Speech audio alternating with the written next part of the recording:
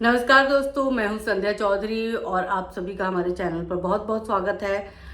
आज जिस टॉपिक पर बात बना करने वाले हैं वो टॉपिक वही पुराना घिसा पिटा टॉपिक है। कोई नया टॉपिक नहीं है। हाँ, उसमें नई चीज़ें ज़रूर सामने आई हैं और उन चीज़ों को देखने के बाद मेरा दिमाग भी बहुत ज़्यादा ख़राब हो गया है।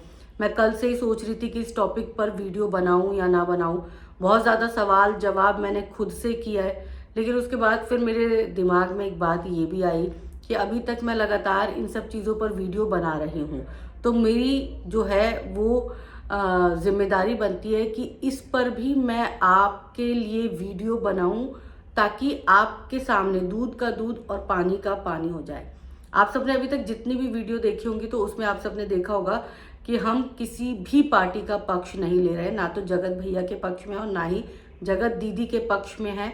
हमारा पक्ष सिर्फ और सिर्फ मनीषा के लिए है, जगत भाभी के लिए है, क्योंकि उनके साथ गलत हुआ है। एज ए वुमन हमें भी लगता है कि उनके साथ बहुत ज़्यादा गलत हुआ है, नहीं होना चाहिए था, लेकिन उन्होंने खुद भी अपने लिए स्टैंड नहीं लिया। लेकिन उसके बावजूद जो है हम फिर भी जो है जगत भाभी के पक्ष में है और बहुत बुरा लग रहा है जगत भाभी के लिए, क्योंकि एक बार वो ठगी जा चुकी हैं और दोबारा से उनको ठगा जा रहा है, दोबारा से उनको बेवकूफ़ बनाया जा रहा है, दोबारा से उनके साथ गलत हो रहा है।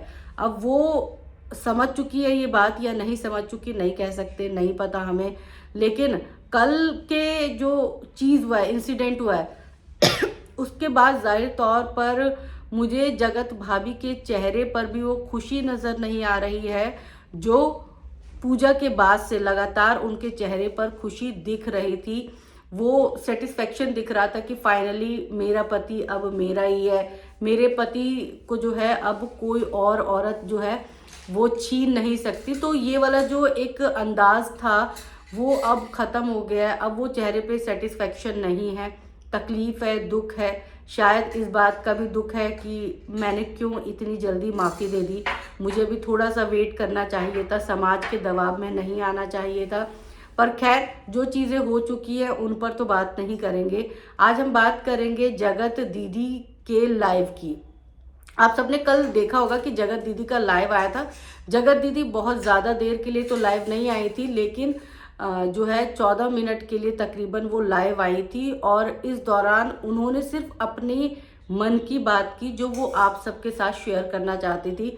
उन्होंने किसी भी क्रिएटर का जिक्र तक नहीं किया, किसी भी क्रिएटर का नाम नहीं लिया और उन्होंने स्टार्टिंग में ही शुरुआत में कह दिया था कि मैं किसी का नाम नहीं लूँगी, मैं सिर्फ अपने बारे में बात करूँगी, क्योंकि बहुत सारी बातें तो आप सबको ऑलरेडी पता है।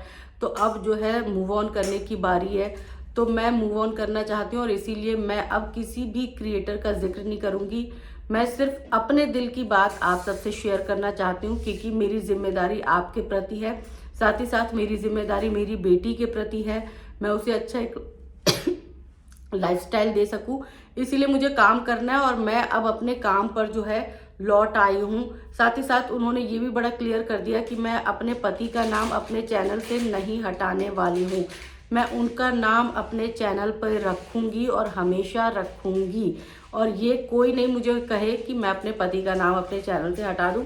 देखो, बड़ा अच्छा लग रहा था उनकी बात सुन के। उन्होंने अपनी भतीजी के बारे में भी बात की, उन्होंने जिस तरह से ज़िंदगी को दोबारा से पॉजिटिव लेना शुरू कर दिया है, तो वो बहुत अच्छा लग रहा था, हम सबको अच्छा लग रहा था। तो जाहिर तौर पर आप सबको भी अच्छा लग रहा होगा, क्योंकि आप सब ने उनके मुश्किल वक्त पर उनका बहुत साथ दिया है, बहुत प्यार दिया है।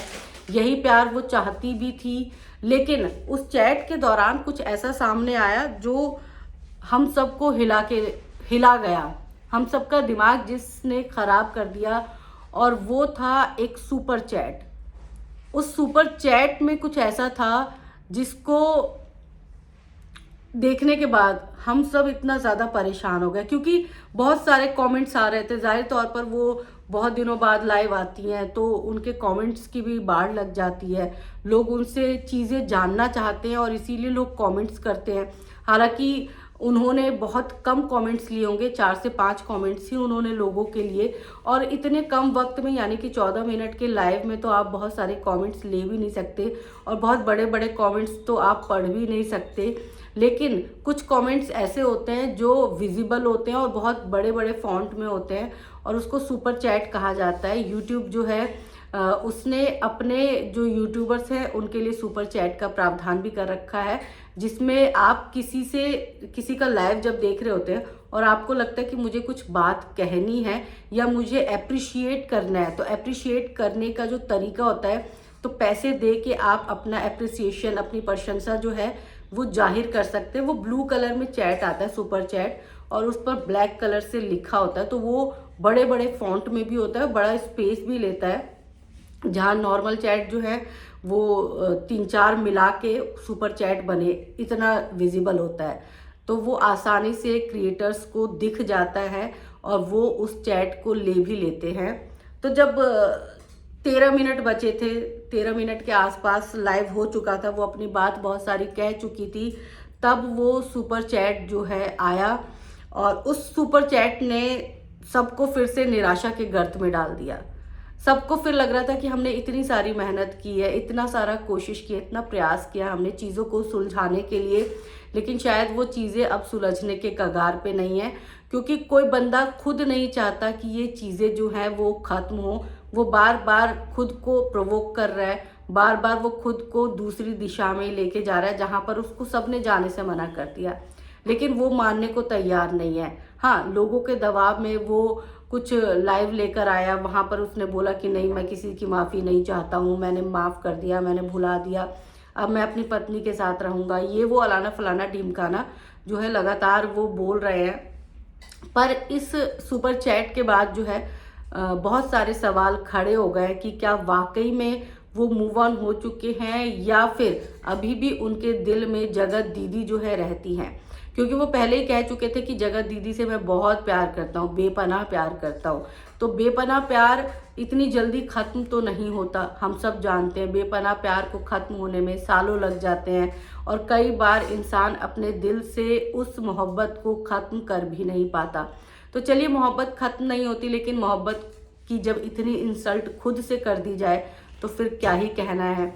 और अब जो है वो मोहब्बत खुद मूव ऑन हो चुकी है, वो मोहब्बत अपनी ज़िंदगी नए सिरे से शुरू करना चाहती है, तो उनको उसमें भी कोई राजी नहीं है कि मतलब वो अपनी ज़िंदगी दोबारा से शुरू भी ना करे, वो मूव ऑन ना हो, और अगर वो मूव ऑन हो तो मेरे साथ हो, मेरे प्यार के साथ हो, और वो मुझे एक्सेप्ट कर ले। और मैं उससे तो एक्सेप्ट दिल से कर ही चुका हूँ, और मैंने इसीलिए तो ये सारा षड्यंत्र, सारी साजिश रची, और इसीलिए मैंने बदनाम भी किया, इसीलिए मैंने बहुत सारी बातें लोगों के सामने खोल दी जो कि 4 दीवारी तक सीमित थी, और इसीलिए इतना छीछा लीदर भी हो रहा है।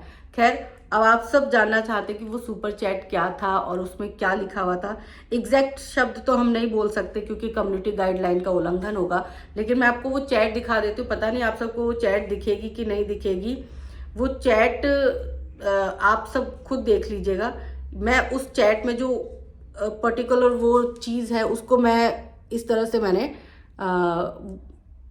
छुपाने की कोशिश की है ताकि आप सबको जो है चैट समझ में आ जाए। ये चैट है और इस चैट में जो है ये ऐसे शायद नहीं समझ में आ रहा,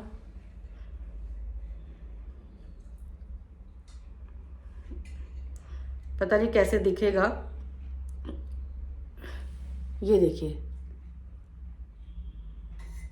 पता नहीं बहुत सारे लोगों को ये चैट समझ में आएगा कि नहीं आएगा। मैं इस चैट को जो है अपने साइड में एक छोटे से उसमें लगा दूंगी। जो शब्द है पर्टिकुलर उसको तो मुझे थोड़ा सा ब्लर करना पड़ेगा क्योंकि वो मैं नहीं लगा सकती हूँ, लेकिन मैं ये दिखा दूंगी कि किस नाम से आया हुआ था वो चैट, और उस पे जो है आगे पीछे के क्या शब्द है और बीच का शब्द जो मिसिंग रहेगा वो आप खुद से अपना अनुमान लगा लीजिएगा अपनी समझ के हिसाब से। और उस चैट के ज़रिए जो है वो 40 रुपये भी दिए गए हैं सुपर चैट के ज़रिए। और ये चैट इसलिए भी भेजा गया है ताकि तुम मेरा मैसेज देखो और मेरा मैसेज देखने के बाद तुम जो है फिर से अंधेरी खाई में गिर जाओ, अपने आप को जो है फिर से बंद कर लो कमरे में। तुम्हें जीने का हक नहीं है, तुम या तो मेरे साथ जियोगी या फिर तुम नहीं जियोगी। कुछ ऐसा ही संदेश शायद देने की कोशिश की जा रही है, धमकाने की कोशिश की जा रही है। अभी तक हम सभी यही बोल रहे थे कि जगत दीदी जो है वो धमकी देने में माहिर है, उनका पैतरा रहा है शुरू से, उनका यही पैटर्न रहा है कि वो धमकी के बदौलत जो है वो अपने सारे क्रिएटर्स को चुप करवा देती है। लेकिन यहाँ तो अगला वाला भी कम नहीं लग रहा, अगला वाला भी ऐसा ही लग रहा है कि वो भी जो है धमकाने में महारथी है और वो भी अपने इमोशंस को कुछ इसी तरह से व्यक्त करता है, गलत तरीके से व्यक्त करता है और दूसरे पर दबाव बनाने की कोशिश करता है। क्योंकि अभी तक सब यही बोल रहे थे कि वो सही है, वो गलत है, ये इधर इधर से गलती हुई है, उसकी गलती हुई है। तो आप सब ये खुद चैट देख लो और डिसाइड करो कि कौन गलत है कौन सही है। भाई जब कोई अगला बंदा अगली बंदी जो है वो जाना चाहती है, आपकी ज़िंदगी से जाना चाहती है, अपनी ज़िंदगी शुरुआत करना चाहती है, नहीं तो फिर अब आपको क्या परेशानी है? खोल के तो सारी बातें रख दी हैं। अब क्या चाहते हो? वो जीना भी छोड़ दे, रहना भी छोड़ दे, खाना छोड़ दे, पीना छोड़ दे, अपनी बच्ची के लिए जीना भी छोड़ दे। तो देखो, संसार आपके हिसाब से नहीं चलता, कोई इंसान कोई औरत भी आपके हिसाब से नहीं चलती। आप अपनी पत्नी को भी अपने हिसाब से नहीं चला सकते हैं, अपनी माँ बेटी को भी अपने हिसाब से नहीं चला सकते। तो आप दूसरी औरत को क्यों अपने हिसाब से चलाना चाहते हैं? और वो भी तब जब कि आपने उसकी ज़िंदगी में इतने सारे कांटे बिखेर के रख दिए। सोचिए उनकी सिचुएशन क्या होगी। मैं यहाँ पर किसी का पक्ष नहीं ले रही हूँ, लेकिन एक महिला होने के नाते उनकी सिचुएशन कितनी बद से बदतर होगी, जहाँ एक तरफ लोगों ने उस पुरुष को जो है माफ़ कर दिया, उस पुरुष के साथ वक्त बिताया जा रहा है, उस पुरुष के घर पूजा पाठ के लिए जाया जा रहा है, तो दूसरी तरफ जो महिला है उसके घर सन्नाटा है। एक बड़ी खुशी भी उनके घर आई हाल फिलहाल में, लेकिन उसके बावजूद भी उनके घर पर एक मातम पसरा हुआ है। तो ऐसे में आप सब अनुमान लगा सकते हो कि अब जो चीज़ें हो रही हैं वो कितनी गलत हैं। मतलब आप अब तो अपने फैंस को भी धोखा दे रहे हो, पत्नी को तो 1.5 साल से धोखा दे रहे थे, माँ बाप भाई बहन सबको आप धोखा दे रहे हो, और अपने फैंस को भी आपने इतना ज़्यादा मूर्ख समझ रखा है। और इसके साथ साथ वो क्रिएटर्स जो आपके साथ अभी स्टैंड ले रहे थे, खड़े थे, उनको भी आपने बेवकूफ़ समझ रखा है। उन सब के सामने आप बोल रहे हो कि हाँ मैं अब भूल चुका हूँ, मूव ऑन कर चुका हूँ, लेकिन आपने वो सब नहीं किया। और आप आज भी 20 दिन पहले वाले ही जगत भैया हैं। तो इस चैट ने बहुत सारी चीज़ें क्लियर करके रख दी है। कमेंट में आप सब ज़रूर बताइएगा कि क्या लगता है कि जगत भैया तो भाई सुधरने वालों में से नहीं है, और अब इस सिचुएशन पर क्या करना चाहिए। आप सबका कमेंट इसलिए भी इम्पोर्टेंट है क्योंकि आप सब लगातार इस घटना पे अपनी नज़र बनाए रखे हुए बहुत ही बारीकी से, और आप सबकी बदौलत ही बहुत सारी चीज़ें क्लियर हुई थी। लेकिन एक बार फिर से ये चीज़ें उलझती हुई एक तरफ से दिखाई दे रही हैं। तो अब इसका क्या समाधान होना चाहिए, कमेंट करके आप सब बताइएगा।